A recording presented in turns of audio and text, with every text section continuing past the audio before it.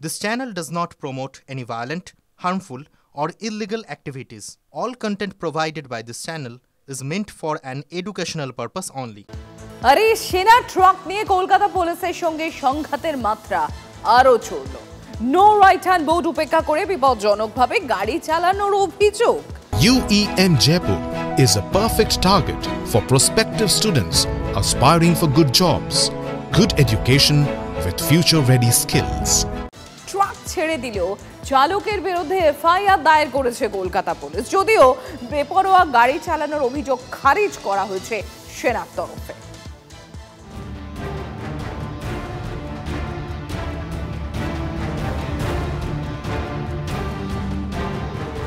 রাস্তার বাঁ দিকে ধরে চলা সেনার ট্রাক হঠাৎ ঘুরল ডান দিকে। পেছনে ছিল কলকাতার পুলিশ কমিশনারের গাড়ি। আর একটু এদিক ওদিক হলেই মেয়ো রোডে তৃণমূলের মঞ্চ খোলা নিয়ে বিতর্কের আবহেই মহাকরণের সামনে সেনা পুলিশের টানাপোড়েন। সেনার ট্রাকের বিরুদ্ধে ট্রাফিক আইন ভঙ্গের অভিযোগ। প্রশ্ন উঠছে, সোমবার ময়দানের ঘটনার রেশ ধরেই কি মহাকরণের সামনে পুলিশের এতটা তৎপরতা? এই ট্রাকটি কিছু সময় আগে যখন ফোর্ট উইলিয়ামের দিক থেকে রিজার্ভ ব্যাংক হয়ে রাইটার্সের সামনে থেকে আসছিল, ঠিক সেই সময় তার এই গাড়িটির পিছনেই কিন্তু ছিল সিপির convoy, Kolkata police commissioner Manoj ভার্মার কনভয়। মঙ্গলবার সকাল 11:15 অফিস পাড়ায় তুমুল ব্যস্ততার মাঝেই মহাকরণের সামনে বিপত্তি। তড়িঘড়ি ঘটনাস্থলে পৌঁছয় হেয়ার স্ট্রিট থানার পুলিশ, পৌঁছন ফোর্ট উইলিয়ামের কর্তারাও। কলকাতা পুলিশের দাবি, লেন ভেঙে বিপজ্জনকভাবে ডান দিকে ঢুকতে গিয়েছিল সেনার ট্রাক। অল্পের জন্য বেঁচে যায় পুলিশ কমিশনারের গাড়ি। হঠাৎ করে লেনটা ভায়োলেট করে রাইট টার্ন করে সাহেবের গাড়িও ছিল। সিপি সাহেবের গাড়িটা কি চেপে দেওয়া হয়? উনি বাজেভাবেই গাড়িটা চালিয়েছেন, ডেঞ্জারাসলি ডান দিকে গিয়েছেন। এই কাইন্ড অফ র্যাশ আর নেগলিজেন্ট ড্রাইভিং আছে, ওটা কলকাতা শহরের মধ্যে ওটা বরদাস্ত করা যাবে না। রোড ইউজার নিয়ে জিরো টলারেন্স আছে। যে ঘটনা হয়েছে ওখানে আমি যে লিগ্যাল অ্যাকশন আছে ওটা হেয়ার স্ট্রিট থানা থেকে লিগ্যাল অ্যাকশন ইনিশিয়েট করা হয়েছে। ভুল লেনে ঢুকে পড়ার কথা মানলেও সেনার দাবি গাড়ি ধীর গতিতেই চলছিল। गाड़ी हमको उधर खड़ा करना था, तो यहाँ पे तो उधर जाने के लिए रास्ता नहीं है, यहीं से टर्न होंगे। तो पीछे से कमिश्नर साहब था, हम लोग गाड़ी जस्ट चक्का खाली घुमा था खाली, और कमिश्नर साहब पार हो गए, तो उनको थोड़ा सा डिस्टर्ब हुआ होगा, इसीलिए गाड़ी को खड़ा किया। সেনার ওই ট্রাক শেষ পর্যন্ত ফোর্ট উইলিয়ামে ফিরে গেলেও সমাজ মাধ্যমে কলকাতা পুলিশ জানায় এটি ট্রাফিক আইন লঙ্ঘনের ঘটনা। চালকের বিরুদ্ধে ভারতীয় ন্যায় সংহিতার 281 নম্বর ধারায় জনবহুল এলাকায় বিপজ্জনকভাবে গাড়ি চালানোর মামলা রুজু করেছে পুলিশ। এটা হচ্ছে কালকের জ্বালা, কিন্তু যেটা করতে চাইছেন তাতে যদি আর্মি বিদ্রোহ করে ফেলে তো খুব মুশকিল। ট্রাফিক আইন দেখাচ্ছেন, এটা লালবাজার রাইটার্স বিল্ডিং এর সামনে হচ্ছে, রাজাবাজারে এসে ট্রাফিক আইন দেখান তো দেখি। ভারতবর্ষের নিয়ম হচ্ছে রাজ্যের মধ্যে ট্রাফিক নিয়ম বা আইন শৃঙ্খলা সেটা রাজ্যের ব্যাপার, সেই নিয়ম সবাই মেনে চলবে, সাধারণ মানুষ মেনে চলবেন, আর্মিকেও মানতে হবে, সামরিক বাহিনীকেও মানতে হবে। রাস্তা দিয়ে গাড়ি চালানোর সময় তাদের যথেচ্ছাচার চলবে না। প্রাক্তন সেনা আধিকারিকদের অনেকেই বলছেন, সোমবার মিলিটারি পুলিশের দৌত্য থাকলে পরিস্থিতি এতটা স্পর্শকাতর হয়ে উঠত না। ঠিক তেমনি প্রাক্তন পুলিশ কর্তাদের একাংশেরও দাবি, সেনার গাড়ি আটকানোর বিষয়টি এতটা উচ্চগ্রামে নিয়ে যাওয়াটাও বাড়াবাড়ি। মিলিটারি পুলিশের মাধ্যমে ফোর্ট উইলিয়ামের সঙ্গে সমন্বয় রক্ষা করলে এই ধরনের বিষয় নিঃশব্দেই মিটিয়ে ফেলা যেত। আদান প্রদানে অনেকটা ফাঁক হয়ে গেছে। যদি এটা সম্পূর্ণভাবে খবর আদান প্রদানটা ঠিক মতো দুই গোষ্ঠীর মধ্যেই হতো, সেনা প্রধান এবং পুলিশের মধ্যে, তাহলে কিন্তু এই আনওয়ান্টেড ঘটনাটা হতো না।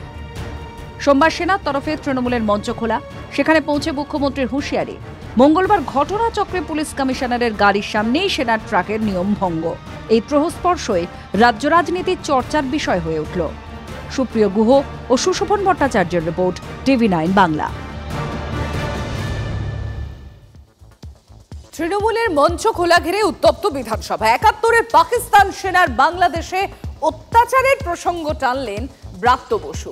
শিক্ষামন্ত্রীর মন্তব্যের তীব্র বিরোধিতা বিরোধী দলনেতা শুভেন্দু অধিকারী। তার দাবি, সেনার হয়ে কথা বলায় তাকে বিধানসভা থেকে আবারও সাসপেন্ড করা হয়েছে। আর এই ইস্যুকে কেন্দ্র করে চলছে রাজ্য রাজনীতির বারো। সেনার হয়ে বলার জন্য বিরোধী দলনেতাকে সাসপেন্ড করা হয়েছে। মেয়র রোডে তৃণমূলের ভাষা আন্দোলনের মঞ্চ খুলে দিয়েছে সেনা। সেই ঘটনার রেশ এবার পৌঁছল বিধানসভায়। তৃণমূলের মঞ্চ খোলার ঘটনার সঙ্গে বাংলাদেশে মুক্তিযুদ্ধের সময় পাকিস্তানি সেনার অত্যাচারের তুলনা টানলেন শিক্ষামন্ত্রী ব্রাত্য বসু, যার তুমুল বিরোধিতা করলেন শুভেন্দু অধিকারী। ফের সাসপেন্ড হলেন বিরোধী দলনেতা। সেনার হয়ে গলা ফাটানোয় সাসপেন্ড দাবি করলেন শুভেন্দু। বিধানসভার অধ্যক্ষ জানিয়েছেন, গোটা অধিবেশনের জন্যই সাসপেন্ড করা হয়েছে বিরোধী দলনেতাকে।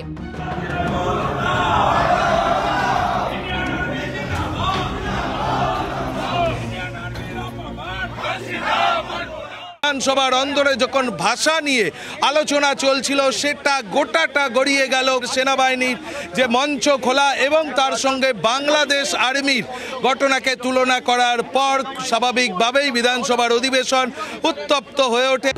ভিন রাজ্যে বাংলায় কথা বলায় বাঙালিদের উপর নির্যাতনের অভিযোগে বিধানসভায় প্রস্তাব পেশ করেন পরিষদীয় মন্ত্রী শোভনদেব চট্টোপাধ্যায়।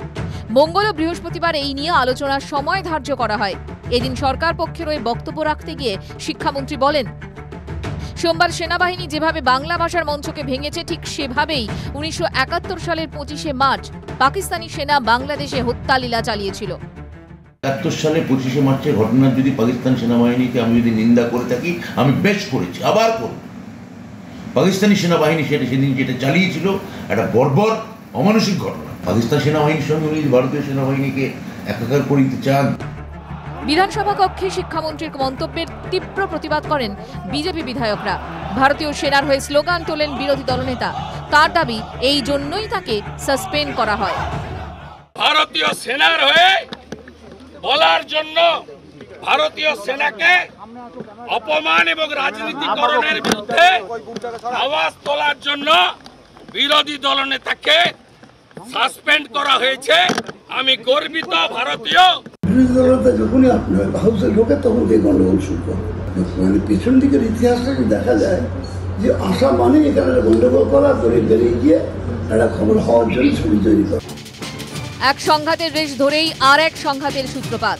বিরোধী দলনেতা সাসপেনশন ঘিরে ফের শাসক বিরোধী চাপানুতর। সরগরম বঙ্গ রাজনীতি। প্রদীপ্ত কান্তি ঘোষের রিপোর্ট, TV9 বাংলা। গণেশ পুজোর ভাসান, আর সেই গণেশ পুজোর ভাসানে মেয়র পরিষদের দিদিগিরি।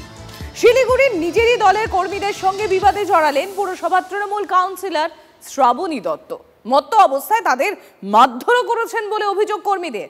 আর এই অভিযোগ পেয়ে ছাঁটাই করা হলো মেয়র পরিষদ শ্রাবণী দত্তকে।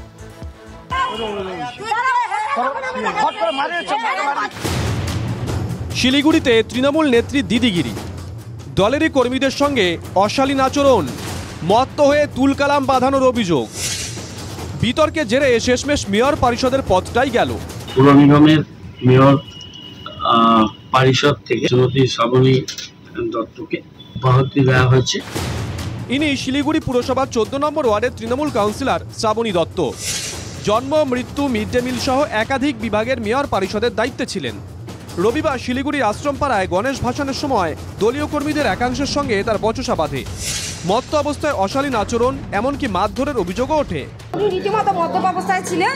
আর হচ্ছে এসো ভাই, চেটেপুটের সামনে সিসিটিভি ক্যামেরা আছে, আপনারা চাইলে দেখতে পারেন আমরা কি অবস্থায় ছিলাম আর কাউন্সিলর কি অবস্থায় ছিলেন। হঠাৎ করে উনি আসলো, গাড়ি থেকে নামলো, উনি ওনার মেয়ে ভিডিও অন করে, ক্যামেরা অন করে একবার এই লেফট সাইডে কিছু লোক দাঁড়িয়েছিল আমাদেরই দাদারা, ওদেরকে গিয়ে যাতা বলছে।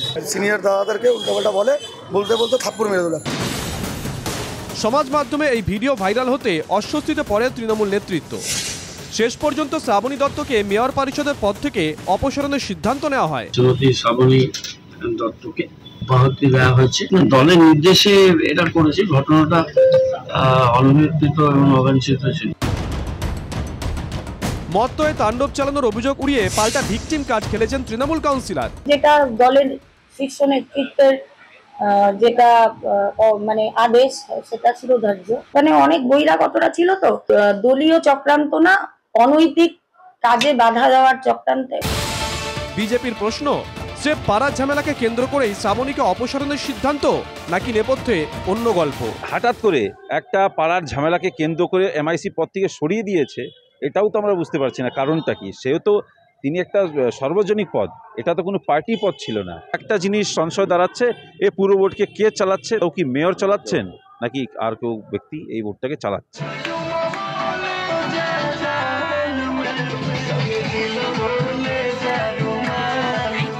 শিলিগুড়ির মতো উত্তর 24 পরগনার খদ্দাতেও প্রায় একই বিতর্ক। সেখানে টিটাগড় পুরসভা 2 নম্বর ওয়ার্ডের তৃণমূল কাউন্সিলর রাজেন্দ্র সোনকারের টাকা ছড়িয়ে নাচের দৃশ্য ভাইরাল হয়েছে সমাজ মাধ্যমে। প্রশ্ন উঠছে, জনপ্রতিনিধিদের আচরণ কি এমন হওয়া উচিত? প্রসেনজিৎ চৌধুরী ও অনন্ত চট্টোপাধ্যায়ের রিপোর্ট, TV9 বাংলা।